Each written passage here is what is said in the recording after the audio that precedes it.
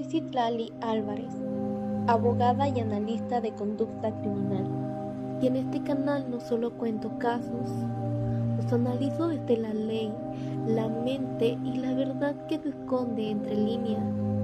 Hay asesinos que matan por impulso, hay asesinos que matan por obsesión, y hay uno que mató solamente por el placer del control, sin patrón, sin motivo emocional, sin una forma, sin un rastro. Un hombre que viajaba miles de kilómetros solo para secuestrar y matar, y que enterraba kits de homicidio años antes de usarlos. Israel Keys. Bienvenidos a este análisis profundo sobre el asesino que construyó el crimen perfecto.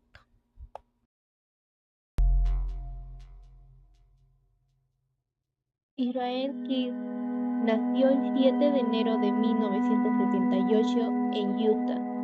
Era el segundo de 10 hijos en una familia mormona ultra religiosa y aislada del mundo. Sus padres rechazaban la medicina, los servicios sociales, la escuela formal. Vivían en una casa sin electricidad, sin agua corriente y lejos de otras personas. Un ambiente perfecto para crear una desconexión emocional. Israel Keys era solitario, callado, pero muy inteligente. A los 5 o 6 años ya mostraba comportamientos preocupantes. 1. Disfrutaba lastimar animales. 2. Atacaba a otros niños. 3. Manipulaba sin remordimiento. Y 4. Disfrutaba de sufrimiento ajeno. Y peor aún, nadie lo detuvo. A los 10 años ya era un cazador experto y tenía una relación inusual con las armas. Se entretenía siguiendo huellas de animales, observando sin ser visto. Los Keys se mudaron a Washington, donde su familia se rodeó de grupos extremistas, incluyendo The Arch y seguidores de supremacía blanca. Nada de afecto, nada de supervisión, nada de socialización normal. Un niño inteligente con aislamiento, con ideología extrema y fascinación por el control. Una fórmula que años después explotaría.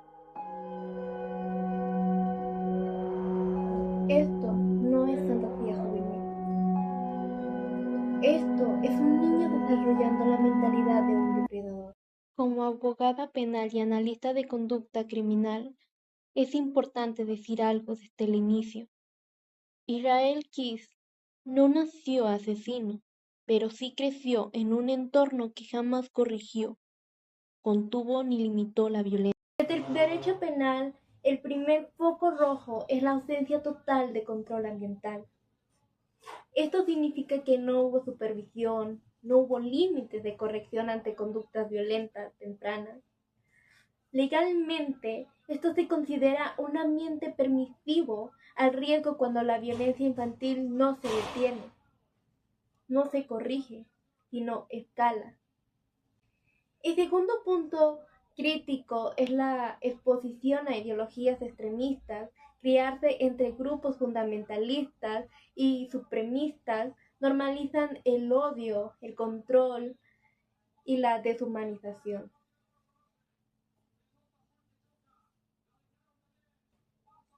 En derecho penal esto es algo gravísimo, porque el otro deja de ser persona y se convierte en un objeto. Y cuando alguien es un objeto puede ser usado, dominado o destruido. El tercer factor es el acceso temprano a armas. Desde la perspectiva penal, esto es uno de los mayores indicadores de riesgo. Un menor con conductas violentas más amenazas no es una probabilidad futura, es una probabilidad estadística de delitos graves. El aislamiento social completo impide el desarrollo de empatía, límite y culpa. Y legalmente esto explica algo clave en Israel Kids: la ausencia total de remordimiento. Él nunca aprendió a ver al otro como un igual. Pero el derecho penal no explica todo. Para entender a Israel Kids, tenemos que entrar a la criminología. La tortura animal es uno de los predictores más fuertes de violencia futura. No es curiosidad, no es travesura. Es ausencia total de empatía. Kids no solo lastimaba, repetía, perfeccionaba y escalaba. La fascinación por cuerdas, amarres y control físico es una conducta extremadamente seria. Indica interés en la restricción del otro y el poder absoluto sobre su cuerpo. Acechar a niños no es un juego, es entrenamiento depredador. Al acechar implica observar sin ser visto, estudiar movimiento y sentir placer en dominar la situación. Exactamente lo que luego haría con sus víctimas adultas. La combinación más peligrosa no es la violencia sola, es la violencia con inteligencia, una mente brillante, sin empatía y sin límites, que no crea errores, crea depredadores. Israel Kidd no fue producto al azar, fue el resultado de negligencia, ideología extrema, aislamiento y elección personal. Entre los 14 y 18 años, Israel comenzó a formar la identidad que lo acompañaría toda su vida. Aquí ya no estamos hablando de señales infantiles. Estamos hablando del nacimiento de un depredador. Desde temprano mostró 3 características fundamentales de los psicópatas organizados. Número 1. Control absoluto. Le gustaba observar sin ser visto, le gustaba seguir personas en silencio, le gustaba crear situaciones donde él tuviera el poder. Número 2. La doble vida. Aunque ya practicaba conductas violentas, por fuera amable y educado, aprendió a imitar emociones, no sentía, actuaba. Número 3. La falta de empatía. El dolor ajeno no le afectaba. Era un ejercicio para él, una habilidad que se entrena. A los 16 años cometió su primer ataque contra una persona, una niña que vivía cerca. No fue detenido, nunca fue reportado. Ese silencio le enseñó la lección más peligrosa de todos. Si lo hago bien, nadie me atrapará. Aquí no nació un asesino impulsivo. Aquí nació un asesino organizado. Y a partir de ese momento, cada decisión que tomó fue consciente.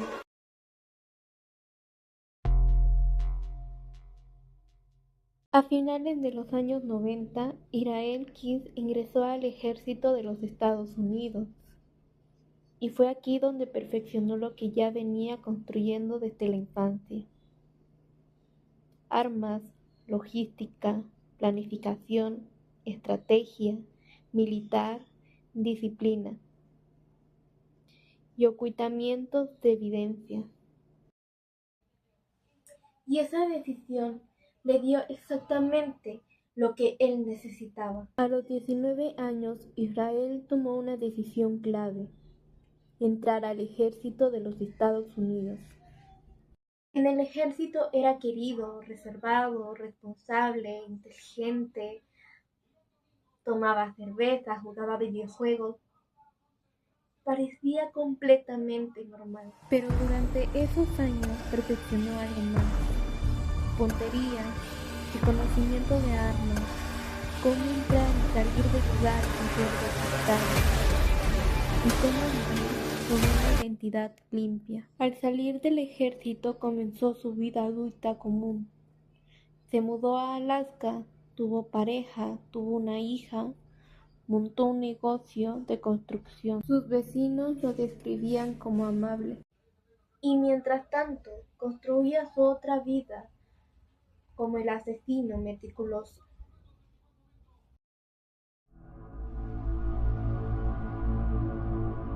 La psicopatía funcional se caracteriza por esto.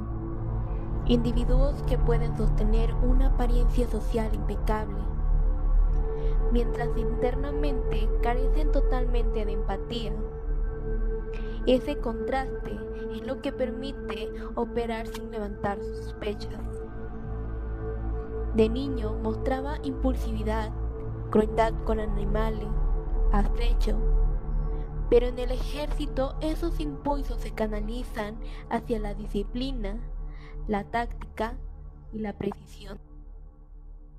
Lo que antes era un impulso primitivo se convirtió en una metodología. El ejército lo convirtió en un hombre respetable, patriota, trabajador y disciplinado. Eso le dio exactamente lo que un depredador necesita: confianza social, ausencia de sospecha y legitimidad. Israel Keyes podía cambiar de rol sin esfuerzo: padre y pareja, hombre de negocios, vetecano honorable y asesino metódico. Eso le dio exactamente lo que un depredador necesita: confianza social, ausencia de sospecha y legitimidad. Este nivel de separación emocional es típico de psicópatas integrados funcionalmente. A diferencia de los criminales, Israel Keyes no tenía antecedentes. Tenía disciplina laboral, ingresos lícitos, viajes constantes por razones válidas. Esto colocó en la categoría de ofensor de bajo riesgo aparente.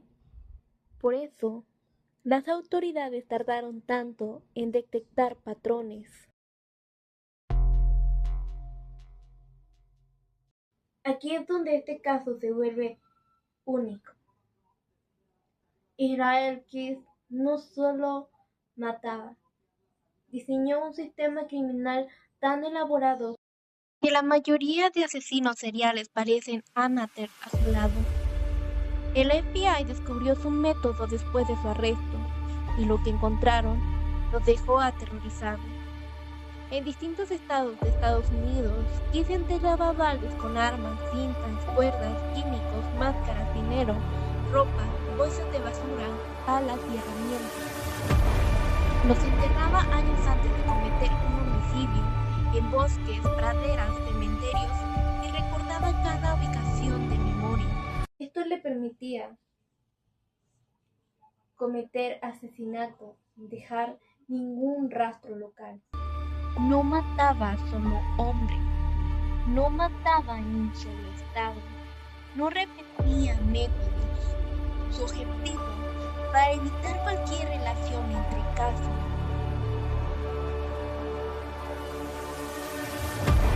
esto lo hacía impredecible y por lo tanto casi imposible de perfilar. Destruyó los algoritmos, destruyó los perfiles tradicionales. No podía enlazarlo con nadie.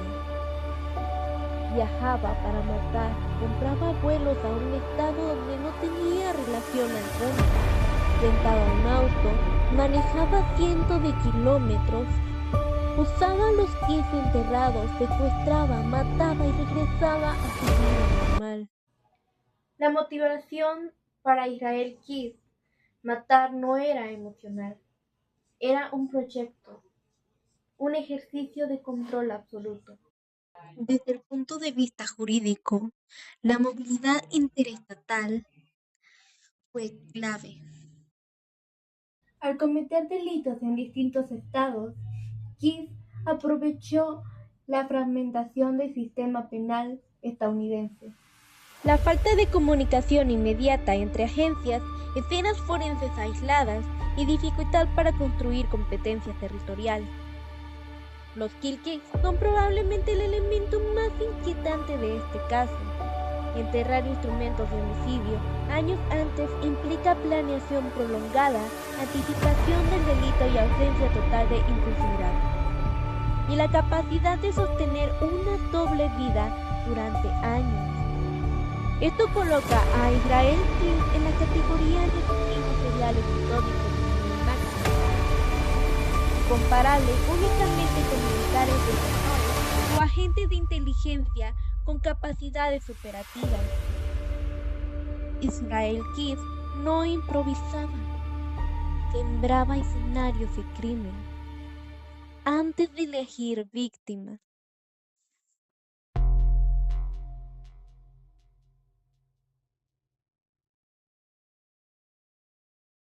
Aquí comienza la parte central de este documental. Los crímenes documentados. Caso número 1. Bill y Lorraine Carrier. Meses antes del crimen, Israel Keyes localizó una casa abandonada en Vermont. Viajó desde Alaska y manejaba durante horas y así mismo esperó. Entró a la casa de los Carrier por la noche. Los secuestró, los trasladó a la casa abandonada. Ahí Keyes mató primero a Bill. Mató a Lorraine con vida durante horas. La sometió, la torturó y finalmente la asesinó. Los cuerpos nunca fueron encontrados. Israel Keyes prefería matrimonios adultos porque eran fáciles de controlar si los sorprendía juntos. Este fue uno de los pocos asesinatos que describió con detalle cómo entró, cómo los sacó, cómo los separó y cómo los mató. Este crimen no comenzó el día del secuestro, comenzó meses antes. Keyes no eligió a los Carrier, eligió el escenario.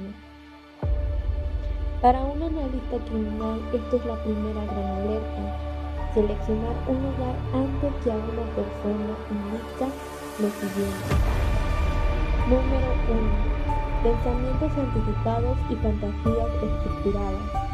Número 2. Control absoluto del entorno. Número 3. Una mente que planea el crimen como un laboratorio. En criminología, esto se llama un kill site, previamente preparado. Elimina evidencia local, rompe la relación con la escena primaria y dificulta cualquier conexión forense. Legalmente, este delito se vuelve de múltiples escenas: secuestro en un lugar, homicidio en otro, disposición de cuerpos en un tercero y nula conexión forense entre ellos. La entrada a la casa de los Carrier muestra el dominio de un depredador organizado y entró sin desarrastre, rápido, preciso y lujo. Esto indica vigilancia previa, conocimiento de horarios, puntos muertos y experiencia en entradas forzadas. No improvisó, aplicó técnicas.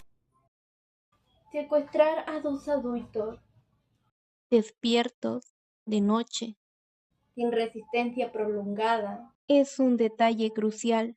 No fue solo fuerza física, fue control psicológico, lenguaje directo, amenazas específicas, voz fría, cero emoción.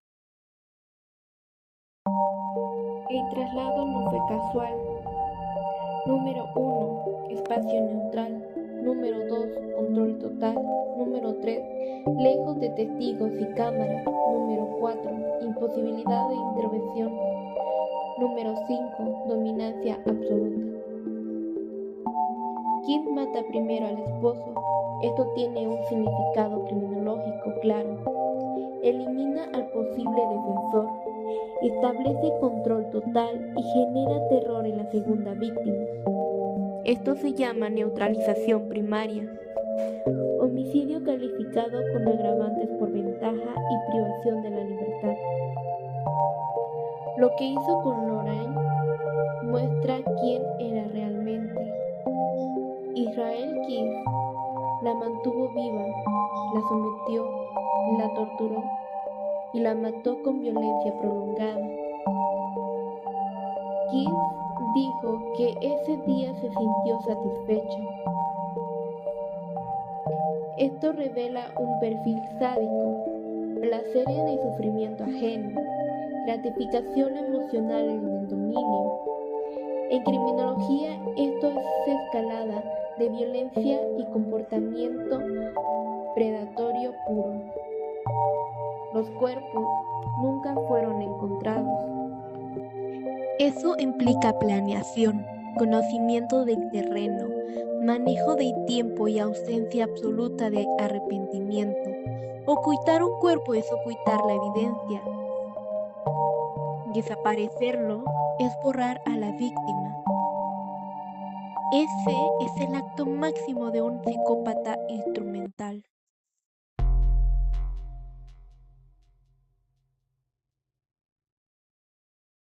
Samantha Koenig, la víctima más conocida de Israel Keys y el error que lo llevó a caer. Samantha trabajaba sola en un pequeño puesto de café en Anchorage, Alaska. Era de noche, no había testigos, no había ayuda cercana.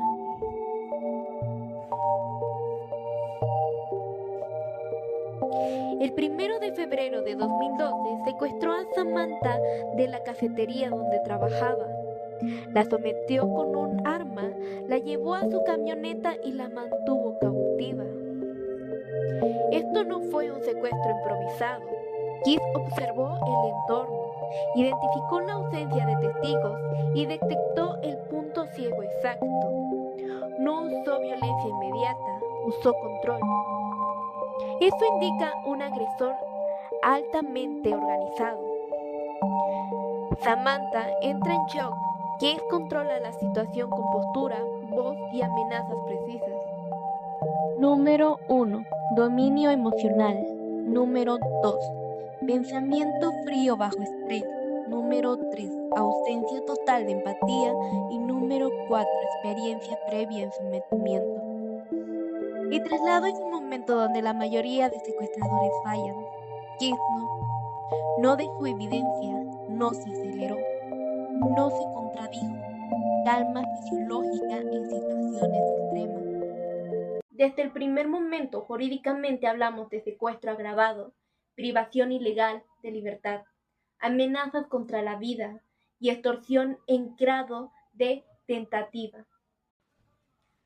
2 días después, Keys se fue de vacaciones a México con su familia, mientras el cuerpo de Samantha estaba guardado en un cobertizo.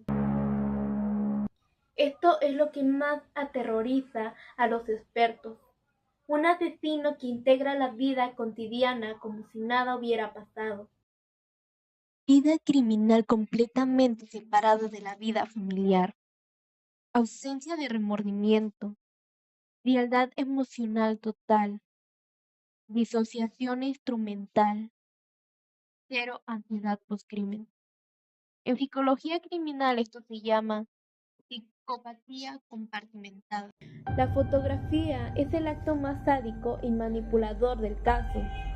Al regresar a Alaska, Keys hace algo que incluso agentes del FBI descubrieron como una de las mayores muestras de brutalidad psicológica jamás vistas.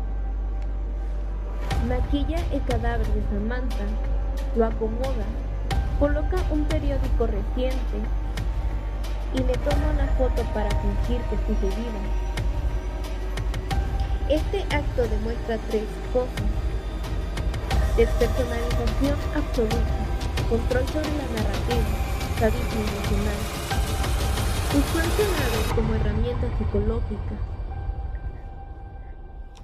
Jurídicamente, este solo acto configura extorsión agravada, manipulación de evidencias, simulación de secuestro y delitos federales múltiples. Este solo acto revela el tipo exacto de criminal que era. No mata por necesidad, mata por control. El error que lo delató fue el dinero. Keys casi nunca cometía errores, pero aquí sí. Usó la tarjeta de Samantha en varios estados. ¿Por qué falló aquí? El crimen no fue impulsivo, pero la extorsión fue improvisada. Fue un acto no planificado de sus modus operandi. Estaba lejos de su área de confort. La naturaleza del delito cambió de asesino organizado a extorsión emocional. El FBI sabía cuando cambia de tipo de crimen, cometes errores. Y así fue. Keys finalmente asesina a Samantha, desmembró su cuerpo y lo lanzó a un lago congelado. Esto demuestra experiencia en ocultar cuerpos, control emocional absoluto, desconexión con la violencia física, conocimiento del terreno y capacidad para minimizar evidencia, y sobre todo, cero humanidad.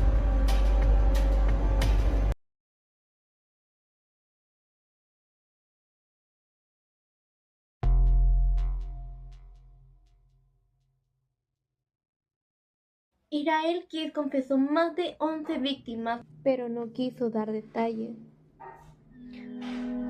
Durante los interrogatorios, Keys admitió haber matado a más de 11 personas. Se cree que pudo haber asesinado en Nueva York, Vermont, Washington, Arizona, Utah, Texas y Canadá.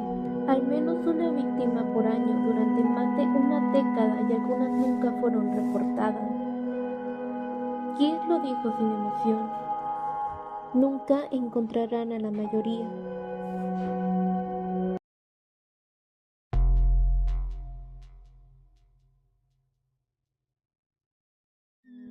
Durante su interrogatorio, Israel Keys no gritó, no negó, no se quebró.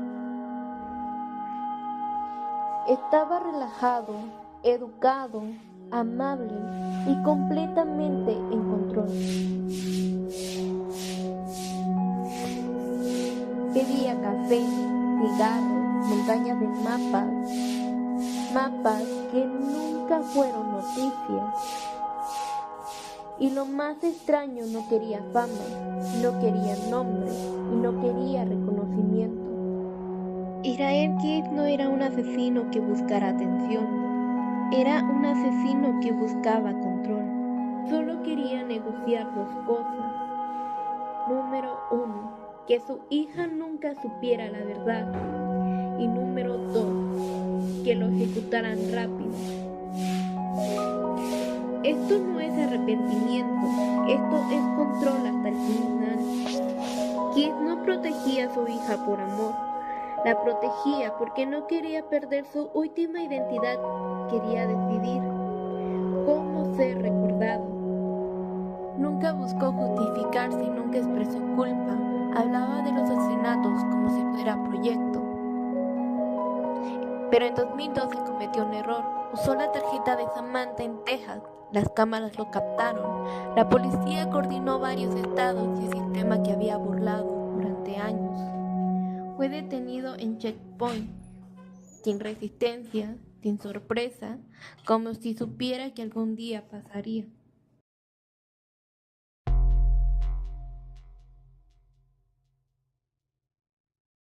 Israel Keys no era un asesino impulsivo, era un psicopatía puro, sadismo instrumental, inteligencia alta, ego inflado pero oculto. Desde la abogacía, el caso de Israel Keys no es solo un caso criminal. Es un caso de fallas estructuradas del sistema penal estadounidense. Como analista, este perfil encaja en psicopatía organizado, que es inteligencia alta, planeación perfecta, adaptación social y doble vida impecable. El sádico orientado al control, que es el que elegía víctimas al azar y disfrutaba el proceso, no el resultado. Era egocéntrico antisocial, reglas como obstáculos y creía que podía ganarle al sistema. Y por último, conducta ritualizada. Los Kill Kits son su firma psicológica. Las fallas interestatales es cuando un asesino opera en varios estados con métodos distintos. Es casi imposible conectar casos. Las limitaciones del FBI. El FBI admite que nunca había visto un asesino sin patrón. No sabía cómo buscarlo. La ausencia de antecedentes es sin denuncias de infancia, su negocio y su imagen para generar confianza. La manipulación del sistema usaba su vida de padre, su negocio y su imagen para generar confianza.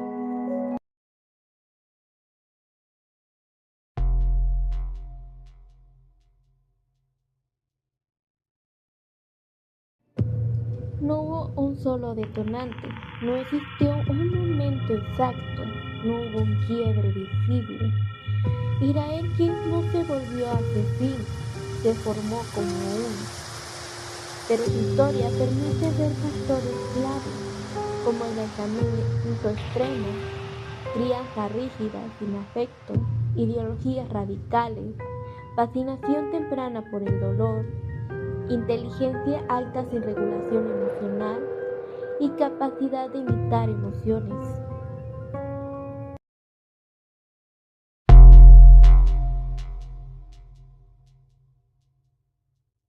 El 2 de diciembre de 2012, Irael Kid murió en su celda.